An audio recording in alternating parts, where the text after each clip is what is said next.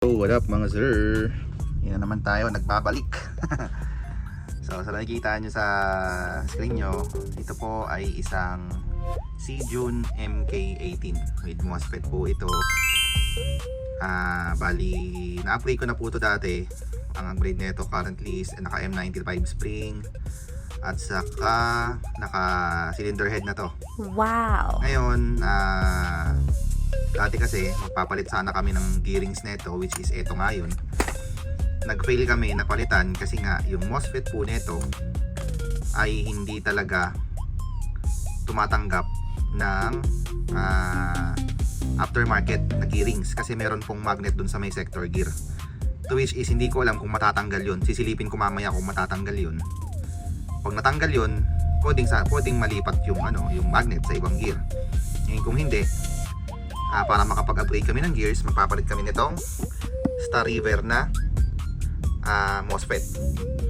Tapos diretso upgrade na rin sa 35K RTM na Solink. Then i-shims natin siya.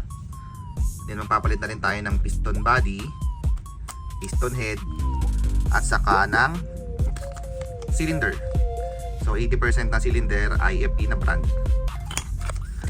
So sa ngayon, testing muna natin siya kung ilang FPS para ma-compare natin mamaya. So, andito na naman tayo sa pwesto natin. So, testing tayo. Pulutan na natin kagad kung ilang FPS bago natin i-upgrade.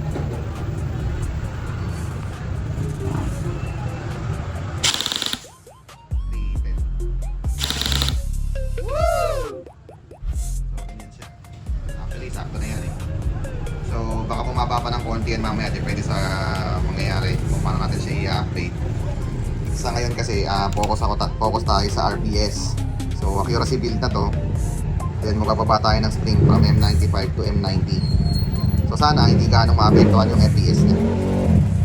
So yan na, binaklas na natin yung upper receiver, yung upper gearbox. Nakasama dyan, tanggal na. So sa ngayon yan, stock pa yung niya, yung cylinder niya. Then ayan, naka-nozzle na, then naka-cylinder head kasi to. Yan. Tapos ito yung sinasabi ko sa inyo na gearings. So yung sector gear, mamaya pag nabaklas natin yan, makikita nyo mayroon niyang sensor na para dun sa MOSFET. So baklasin ko muna. So ito po, baklas na siya. Ayan po yung MOSFET niya. So ayan po yung mga gears niya. So antimano po, naka shims po yung stock ng Seajun.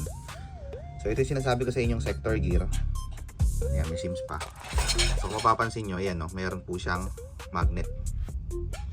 Ayun po yung kailangan mong ilipat sa stock na or sa stock sa aftermarket na gearing, to which is parang ewan ko kung posible.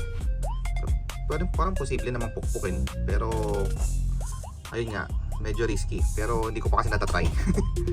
So meron namang nakahandang dito, nakahandang MOSFET, siguro wag na lang. Tingnan natin kung magnet talaga siya.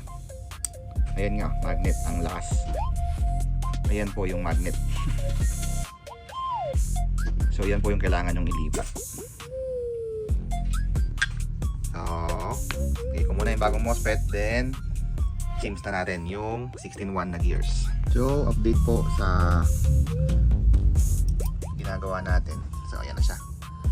Bigyan ko ng lugan para as is na hindi siya matatanggal. So ayun yung Star River na MOSFET, nakasalian na. So working naman siya. Then ito na yung shim na gears. Tagal ko ng sim, grabe, halos lagpas isang oras yan. Kasi lang dahil kailangan mong isim together with the brushless motor dahil kailangan saktong-sakto. So ayan, babalik ko na siya ngayon, bubuhin ko na, then susunod ko itong taas naman. So ito na po mga sir, naikabit ko na pansamantala. So testing ko lang, testing natin semi-auto.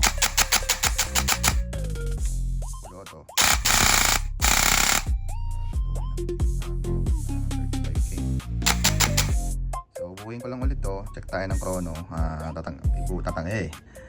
Tatanggalin ko tong cylinder, papalitan ko ng IFP, tapos palit tayo ng 90 na spring. So ito na po mga sir, nabuo ko na po siya. So bago po kasi ang lahat, sinet ko po muna yung auto prime nya. So sinet ko lang po ng 0.5 seconds. Kasi pagka nag-install po kayo ng Star River at Timano po, naka-off po yun. So ngayon yan, auto prime na siya. So testing natin, single shot. Yan, gumagana. So check natin kung ilang RPS saka ilang FPS. Sana hindi naman ganun bumawas. Okay, firing. So hindi naman nag-RPS niya, baka hindi lang pantay. 27.79 RPS at 285.7 foot per second or FPS. So 285 FPS po siya. So konti lang naman yung binawas dun sa original na M95. So accuracy build po kasi ito, kaya dapat hindi ganun kataas yung FPS.